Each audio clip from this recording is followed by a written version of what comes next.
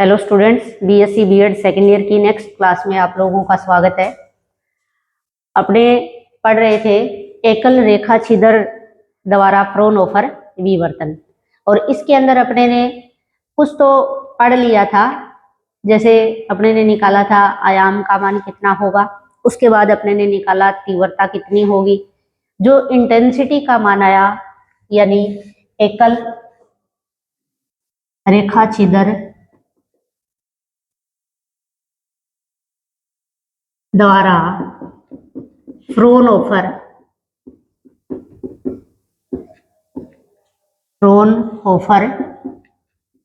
विवर्तन, इसमें अपने ने परिणामी आयाम निकाला। परिणामी आयाम, आयाम की जरूरत नहीं, अपने को तीव्रता लिख लेते सीधा। परिणामी तीव्रता I बराबर I naught sine alpha upon alpha और इसका स्क्वायर, ये अपने ने निकाल लिया था। और यहाँ पे अल्फा का भी आप लोगों को ध्यान रखना है कि अल्फा अपने पास जो है वो है डेल बाई 2, क्योंकि या जहां अल्फा बराबर डेल बाई 2 के। नेक्स्ट अपने ने 3 केस पढ़े। पहला पढ़ा था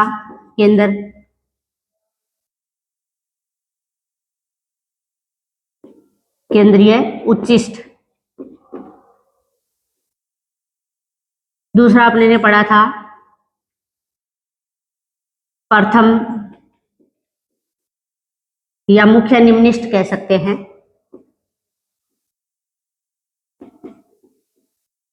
और एक पढ़ा था यानी केंद्रीय उच्चिष्ट और प्रथम या मुख्य निम्निष्ठ जो होगा उसके बीच में जो क्या बनेंगे, द्वितीयक उच्चिष्ट।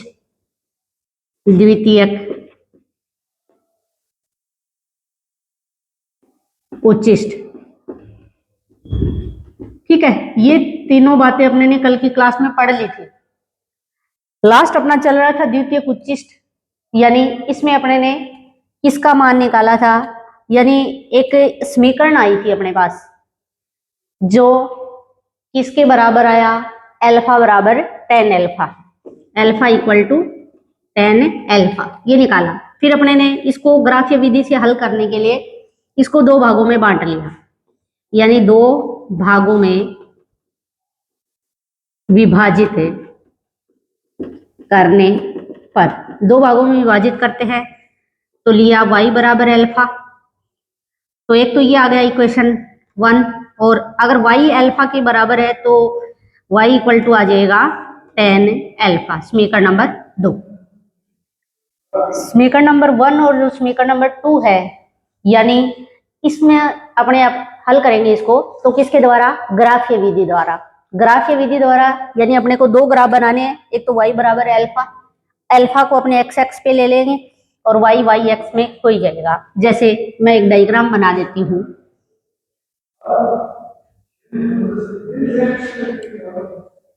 ठीक है। ये मूल बिंदु हो गया, ये y एक्स हो गया और ये x एक्स हो गया, लेकिन x एक्स में अपने किसको ले रहे हैं, अल्फा को ले रहे हैं। ग्राफ बनाने अपने को y बराबर अल्फा का जब ग्राफ बनाएंगे तो ग्राफ किस प्रकार का आएगा, एक स्ट्रेट लाइन आएगी जैसे, यानी मूल बिंदु से 45 डिग्री थीटा, ये कहे कितना 45 डिग्री पर, जो कि या ये कह दो एक्स एक्स या अल्फा एक्स के साथ में थीटा 45 डिग्री कोण बनाते हुए ये लाइन आ जाएगी। दूसरा अगर अपने ग्राफ बनाते हैं y बराबर tan अल्फा का, अल्फा के अलग अलग वैल्यूज पुट करते जाएंगे और इसका ग्राफ बनाएं तो देखो ग्राफ किस प्रकार से आता है। इसका y का जो मान है वो tan अल्फा की जैसे जैसे वैल्यू रखते जाएंगे तो आपको पता है कि जैसे tan अल्फा 0 रख दे, tan अल्फा का मान क्या 0, 0 पे कितना होता है 0। फिर अपने जैसे आपको पता है कि कोस 30 डिग्री, कोस 30 का √3/2 और साइन 30 का कितना, साइन 30 का होता है 1/2। आप निकालो tan निकालोगे 30 तो ये करना पड़ेगा, तो आपके पास वैल्यू आ जाती है 1/2 इंटू 2 यानी 1/√3।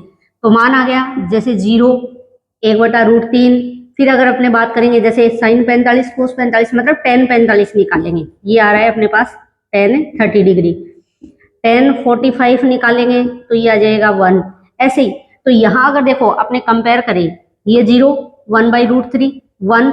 तो जैसे जैसे मान क्या हो रहा है, अल्फा का मान बढ़ता जा रहा है, वैसे वैसे क्या हो रहा है, अल्फा का मान बढ़ने पर जो ग्राफ आएगा वो ग्राफ यानी बढ़ेगा, एक तरीके से ये कह सकते हैं। आपने लास्ट वैल्यू यानी 90 डिग्री की पता है, साइन 90 डिग्री 1, लेकिन कोस 90 डिग्री की अगर बात करो तो कितना 0। जब tan 90 निकालोगे तो 1/0 यानी कितना आएगा अनंत।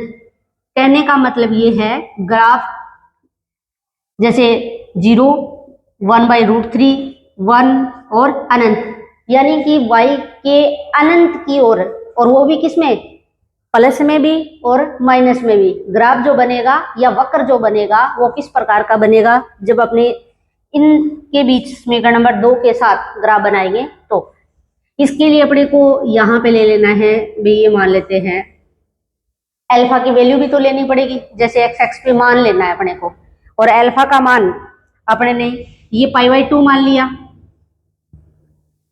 ये पाई ले लिया, इसके बाद ये 3π/2 आ गया, ये अपना 2π आ गया, और इसी प्रकार से नेक्स्ट अपने चलते जाए।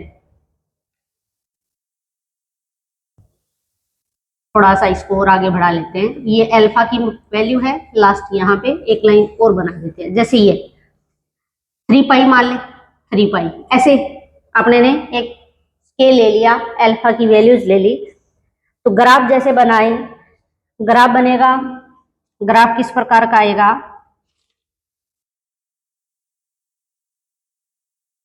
अल्फा के जैसे जैसे मान बढ़ते जाएंगे y का मान प्लस अनंत की तरफ अग्रसर होगा। ऐसे ही जब अल्फा का मान और बढ़ेगा तो यानी ग्राफ बनेगा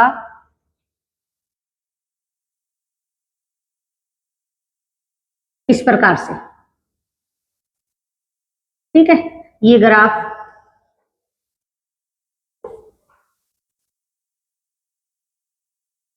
ऐसे ही इसमें आ जाएगा,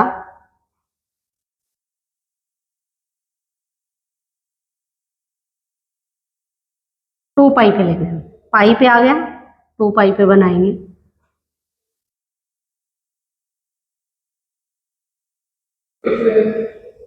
ठीक है, इस प्रकार से नेक्स्ट अपने लाइन बनाना चाहे तो ऐसे ही इसमें बना सकते हैं, ये 3π पे बनाएंगे इस प्रकार से, और नेक्स्ट इधर बनेगा। यहाँ आपने देखे कि ये जो ग्राफ कहाँ काट रहा है, कौन सा, जो एक तो लाइन बनी 45 डिग्री कोण पे, दूसरे जो ये वाले वक्र बन रहे हैं, ये जो वक्र बन रहे हैं, अगर इसमें अगर अपने बात करें तो कहाँ पे काट रहा है ये एक दूसरे को, ये वक्र इस लाइन को 0 डिग्री पे काट रहा है, भी 0 पे। अगर बात अपने करते हैं किसकी, ये यहाँ पे काट रहा है, यहाँ काट रहा है, तो यहाँ मान कितना होना चाहिए भी, यहाँ तो कितना हो गया पाई, ये यहाँ वाली जो लाइन है वो है 3π/2 के बराबर, यही तो है 3π/2, लेकिन ये इससे थोड़ा सा क्या है कम, कम यानी कि कितना, जैसे वैल्यू है इसकी 1.43 पाई के बराबर, मतलब पाई से कुछ ज्यादा। नेक्स्ट ये काट रहा है यानी 2π से ज्यादा, 2π से ज्यादा, लेकिन इससे क्या है 5π/2 से कम, 5π/2 से कम, तो कहने का मतलब उससे कम वैल्यू कितनी, यानी 2.46, 2.46 कहाँ पे, इस पॉइंट पे, ये यहाँ पे, ये जो लाइन है, और ये वैल्यू अपने कह रहे हैं, ये किस मान है 2.46 पाई, ये मान है वो कितना है 1.43 पाई। ऐसे ही अपने नेक्स्ट की बात करें तो इसी प्रकार से अपने निकाल लेंगे। तो यहाँ पे ग्राफ में अपने पास जो आया है, उस ग्राफ में देखो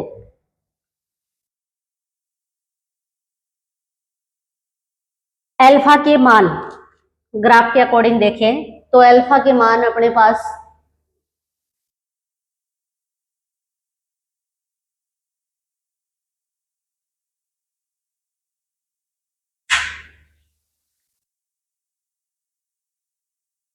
लगभग जो आ रहे हैं ना, वो वाले अपने लिख लेते हैं।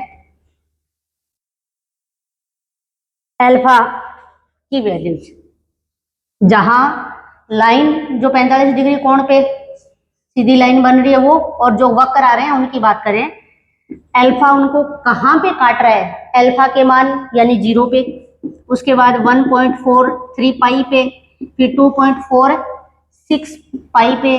नेक्स्ट अपने इसी प्रकार से लिखना चाहें तो ये आगे आएगा 3.47 पाई पे, और इसी प्रकार से अपने और भी निकाल सकते हैं। लेकिन ये अगर वैल्यूज देखें, ये अल्फा बराबर लगभग किसके बराबर है, यानी अल्फा के लगभग मान, अल्फा के लगभग जो मान आएंगे वो अल्फा बराबर 0।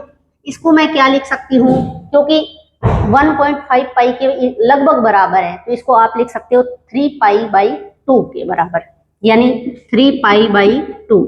इसको आप लिख सकते हो, मतलब 2.46 है, लगभग किसके बराबर, 2.5 के बराबर, जिसको आप लिखोगे 5 पाई बाई 2।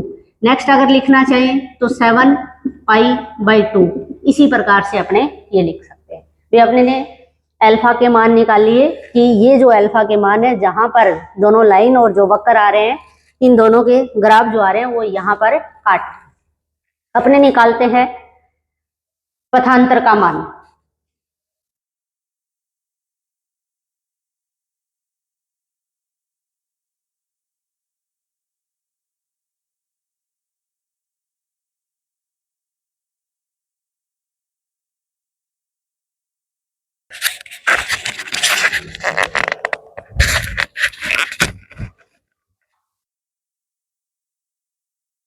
हेलो स्टूडेंट्स, अपने पढ़ रहे थे जैसे अल्फा के अपने पास मान आ गए, बी अल्फा का अपने पास मान आया 0, 3 पाई बाई 2, 5 पाई बाई 2 और 7 पाई बाई 2। अपने इंटेंसिटी निकालेंगे और साथ में अपने पथांतर बताएंगे कि अगर द्वितीयक उच्चिष्ट की बात अपनी चल रही है, ये केस अपना चल रहा है, तो उसके अगर प्रथम जैसे अपने बात करें द्वितीयक उच्चिष्ट की पहले की, तो पहले के लिए अल्फा बराबर 0, तो ये केंद्रीय उच्चिष्ट बन जाएगा, इसलिए अपने को ये नहीं लेना, तो अपने को कौन सा लेना है, यानी 3 पाई बाई 2। जब अल्फा का मान कितना हो, 3 पाई बाई 2, तो ये प्रथम द्वितीय उच्चिष्ट, ये द्वितीय उच्चिष्ट, ये तीसरे के लिए आ जाएगा। समझ गए भी, अपने पास द्वितीयक उच्चिष्ट निकालना है तो इसके लिए अपने पास इंटेंसिटी का मान कितना आएगा। इससे पहले अपने इस अल्फा को लिख लेते हैं,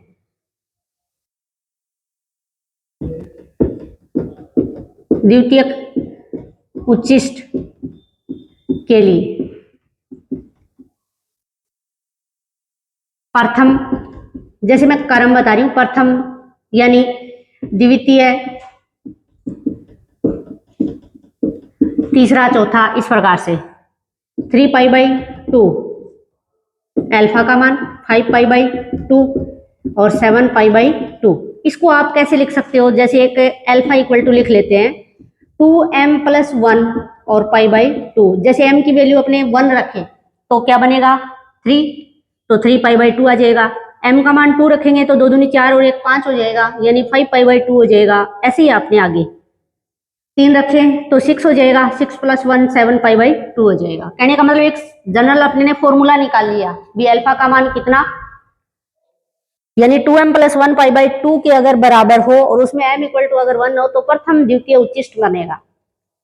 ठीक है, तो अल्फा का मान अपने पास आ गया। इसी प्रकार से अपने निकाल लेते हैं तीव्रता, अतः परिणामी तीव्रता, और वो भी किसकी, द्वितीयक उच्चिष्ट की, प्रथम द्वितीयक उच्चिष्ट की तीव्रता। इंटेंसिटी देखो, आई बराबर फॉर्मूला ये लिखा, आई नोट रख दो, साइन अल्फा, अल्फा का मान क्या रखना है, ये रखना है 3 पाई बाई 2, तो ये आ जाएगा 3 पाई बाई 2 अपॉन क्या है अल्फा, यानी 3 पाई बाई 2, और इसका क्या है होल स्क्वायर। इसका मान क्या हो जाएगा 1, ये 1 हो जाएगा, तो यहाँ इंटेंसिटी आ जाएगी, यानी 3 पाई बाई 2, 1 अपॉन है, उल्टा करके लिख देते हैं तो स्क्वायर भी कर देते हैं, 4 और 9 पाई का स्क्वायर, यानी तीव्रता का मान अपने पास आ गया आई बराबर 4I0/9 पाई का स्क्वायर। ये प्रथम जो द्वितीय उच्चिष्ट बनेगा उसकी क्या है, तीव्रता का मान है। फिर निकाल लेते हैं अपने इसका पथांतर।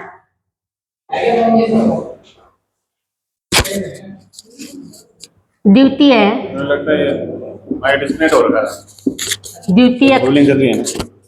उच्चिष्ट का पथांतर।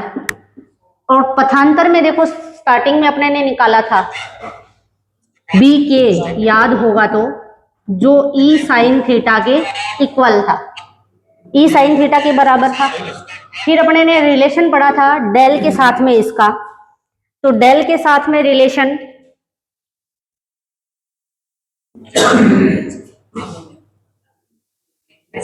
द्वितीयक उच्चिष्ट का पथांतर ई साइन थीटा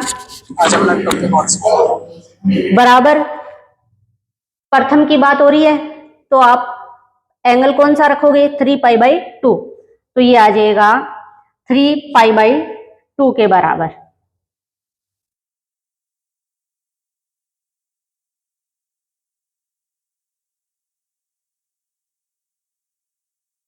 कलांतर, कलांतर को डेल, और डेल बराबर 2π/λ इंटू क्या, पथांतर, और पथांतर ई साइन थीटा। डेल की वैल्यू है, और डेल बराबर किसकी है, या डेl/2 बराबर किसके है, अल्फा के, या कह दो डेल इक्वल टू किसके आ जाएगा, डेल इक्वल टू आ जाएगा, यहां से निकाल लेते हैं डेल बराबर 2α। ये डेल का मान यहां रख दे तो ये बनेगा 2α बराबर 2π/λ ई साइन थीटा। 2 से 2 कट जाएगा, यानी अल्फा का मान आ गया π/λ ई साइन थीटा के बराबर। ठीक है, अल्फा की वैल्यू है ये अपने पास में कितनी आ गई, पाई ई साइन थीटा अपॉन लैम्डा।